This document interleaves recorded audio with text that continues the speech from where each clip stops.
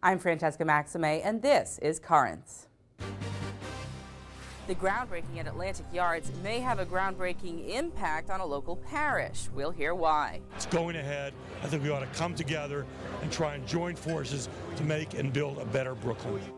A future saint from your hometown, the story of Father Felix Varela. The role of every priest to be able to reach the people he's being asked to minister to.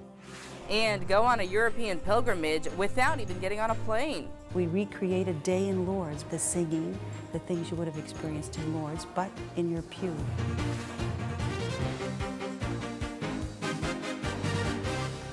Good evening, and thank you so much for joining us tonight. Matt McClure is on assignment. After years of delays and debate, one of the biggest building projects in modern New York history is about to become a reality. In Prospect Heights, Brooklyn, they held the official groundbreaking at the Atlantic Yards, a multi-billion-dollar development that will include a sports complex as well as residential and commercial buildings.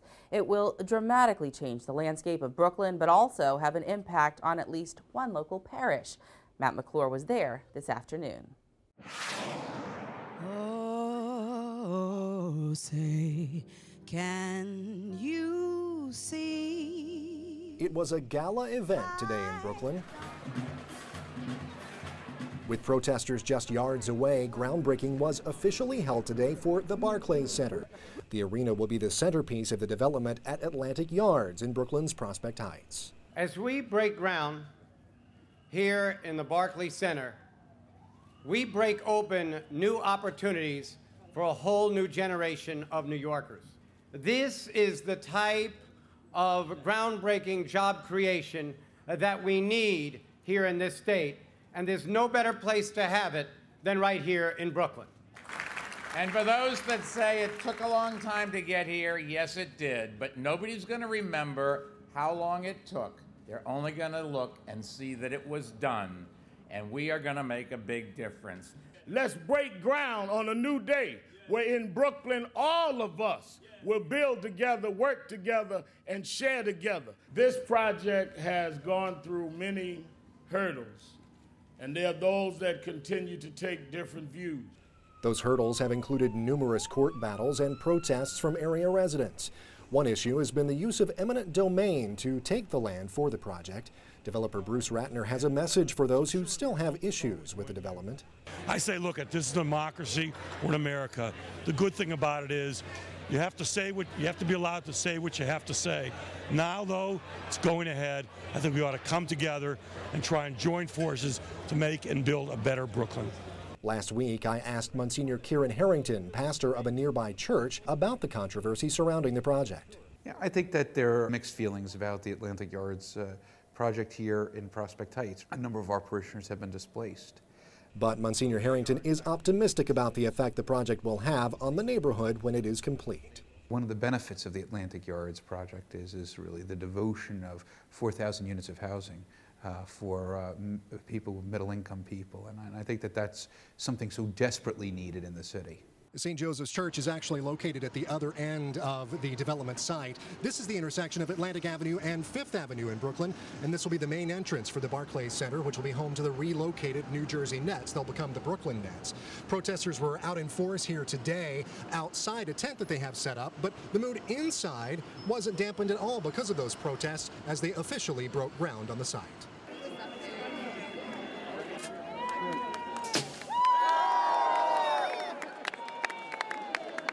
Sadly, we Brooklynites lost our beloved bums, the Dodgers, 53 years ago.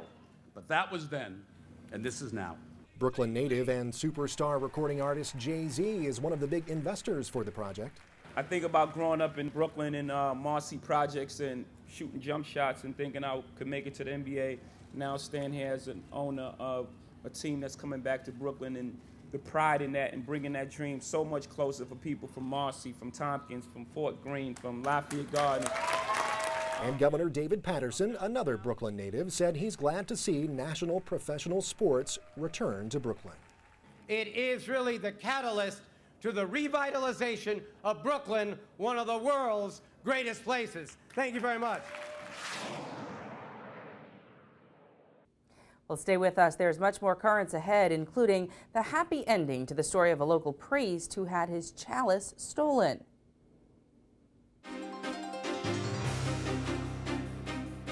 Welcome back to Currents. I'm Francesca Maxime. Coming up just a bit later, take a world-famous pilgrimage without even leaving Brooklyn. But first, let's have a look at the day's headlines. Organizations like Catholic Relief Services will have additional work in Chile after 3 more earthquakes struck that country today.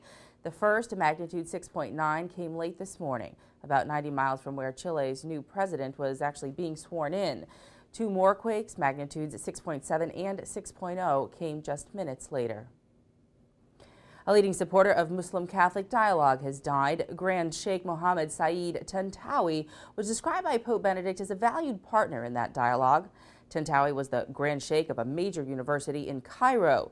He welcomed Pope John Paul at the school in 2000 and set up a commission for discussions between the school's leaders and Vatican officials. The Archbishop of Vienna, Austria, says priestly celibacy may be a reason for the sexual abuse scandals that have rocked the church. Cardinal Christoph Schönborn is said to be the most senior church figure to make that connection. He says there needs to be an unflinching examination of the possible causes of pedophilia. A spokesman for the cardinal clarified Schönborn's statement, saying he was not questioning the celibacy rule or calling for its abolition. Religion in public schools, it's one part of a heated battle going on in Texas, and we get more now on that from David Scott. Historical truth and objectivity are at best turned on end. At worst, such content is abandoned to the agendas of bigoted professionals. You get the idea. They marched here in the morning, they rallied in the lobby, grabbing any local or national news mic they could find. And make no mistake, this is now a national news story. The eyes of the nation on Texas schools. One repeated beef from public speakers today that Native American and Hispanic history and legacies are left out of school books. One day, our culture, our customs, our religion will be brought into the classrooms so that our children can relearn who they actually are and take pride in that. Their history has been left out of American history. It's as if we have 3 or 4 Americas instead of one America. Among other issues, should we be teaching American exceptionalism or American imperialism? Our founding grounded on a Judeo-Christian heritage, or just keep religion out of it? Conservatives think they've got liberals on the run. The far left is very scared of a place called Texas. We've drawn a line in the sand. We want true and accurate American history. We want history that honors our founding fathers, honors our veterans, that honors the free market system. Liberals counter that conservatives want to sanitize America's history, cover up her warts and blemishes. One thing is certain, the decisions reached this week will not be made in the dark dead of night. It's a national issue because Americans are very, very passionate about America, and they want that expressed. We don't need to apologize for who we are. And last week we told you about a couple of valuable chalices that were stolen from a Queens parish. Well, we have some good news to report. They have been recovered. Father Rob Kegron at St. Helen Parish in Howard Beach says, quote, "In my heart and mind, the person who allegedly did this is completely forgiven.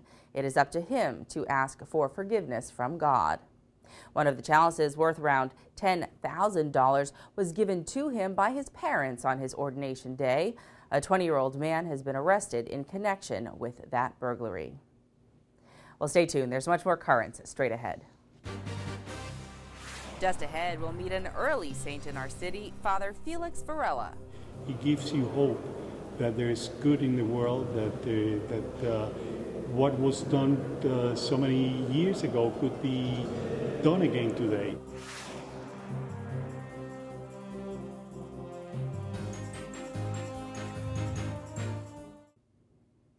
Welcome back. Well, here's a little pop quiz for you.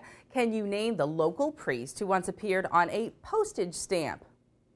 No lifeline call for you? Well, he's Father Felix Varela, and his image on a stamp is just one fascinating fact that came up at St. James Cathedral this last weekend. It was for a presentation on this priest who is now on his journey to sainthood. And it's all part of a series on Brooklyn saints that the diocese is hosting, and as a result, now Father Varela becomes part of our series called Saints in the City.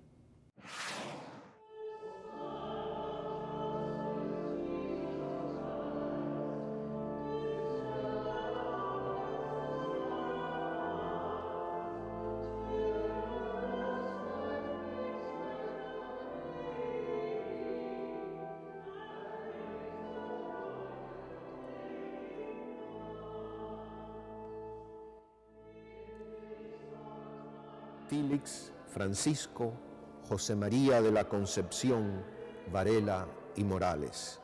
He was more than a teacher, more than a professor. He was a journalist, more than a journalist, more than a writer, more than an intellectual. Varela was a priest. Father Varela arrives in New York in a city with only 2 parishes, St. Patrick, the old cathedral, and St. Peter in Lower Manhattan. A poor church, a church of European immigrants. So he founded the 3rd Church of New York, which then became Transfiguration. And the parish still stands today in a new building in Chinatown. Varela was the priest waiting for them at the harbor of New York. Varela was there in Ellis Island welcoming the new immigrants. That is the role of every priest, to be able to reach the people he's being asked to minister to. He gives you hope that there is good in the world, that what was done so many years ago could be done again today. So I believe that there is a good teaching behind that. Good works are always good works, regardless when it's being done, yesterday, today, or tomorrow. In 1997, the Postal Service of the United States of America honored Father Felix Varela issuing a stamp. The directors of the Postal Service said this: "In a time of abuse and discrimination, one man stood tall as an advocate for human rights, Felix Varela, fighting slavery, ethnic hatred, and gender oppression. For all of us priests, especially for us in New York and here in Brooklyn, Varela is a model of a shepherd, a teacher, a parish priest, a minister of the gospel."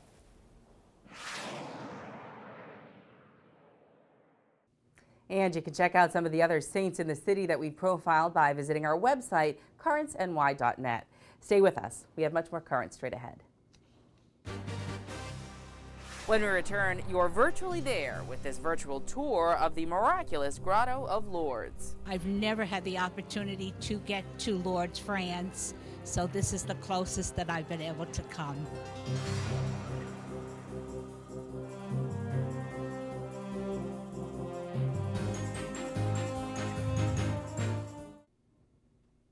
Finally tonight, get ready to take a pilgrimage to Lourdes without even packing your bags. Last weekend, St. Bernadette's in Brooklyn sponsored a virtual pilgrimage designed to help people experience the sights and sounds of the French shrine that they may only know from the classic 1940s movie Song of Bernadette.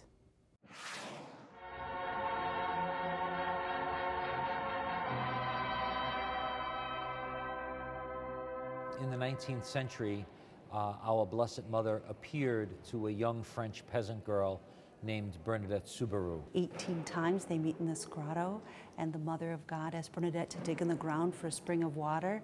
Many miracles that are documented scientifically happen from this water we know today and since then, but also many miracles of the heart, of the soul, many conversions, many changing life experiences happen there. Over time, there were many cures of sick people attributed to the intercession of our Blessed Mother at Lourdes and the intercession of St. Bernadette. And so it has become famous all over the Catholic world as a shrine for the healing of the sick.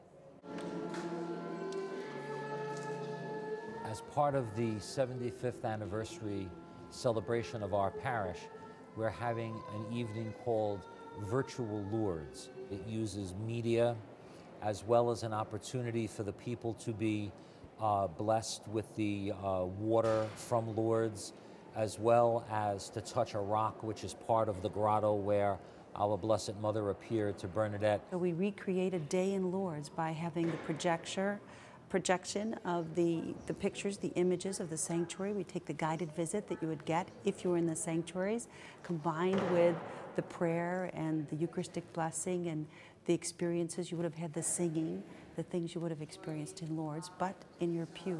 So it uses many different forms of media and communication to bring the experience of Lourdes to people who otherwise might not be able to go to France, to the actual place. I've never had the opportunity to get to Lourdes, France, so this is the closest that I've been able to come. No, I've never been there. I wish to God I could go, but I don't have the means. Tonight was a very spiritual experience, and it made you feel like you were there. I would love to go. Maybe before I die, I'll make it. I think people go to Lourdes because we're missing, we're seeking, we need our mother, and we find in Lourdes a grace, a peace, a gift, an answer to our prayers. We find the universal church, all of us together, each other praying together, and we feel like a mysterious pull. Bernadette said she did. How did she know when to go to the grotto? She felt a pull to go there, and we feel that pull, and it's the Mother of God pulling us there. And here's something you may not know. St. Bernadette's isn't just a local parish, it is officially a shrine church with a relic of St. Bernadette under its altar. Well, that is it for tonight's edition of Currents. Coming up tomorrow, daylight savings time begins this weekend, and we'll talk to someone who has an interesting take on the spirituality of time. We have that and more tomorrow. Meantime, remember, we are always online at currentsny.net, and you can follow us on Twitter, and you can even become our fan on Facebook. We love our fans. Until next time, I'm Francesca Maxime. Thank you so much for joining us, and have a great night.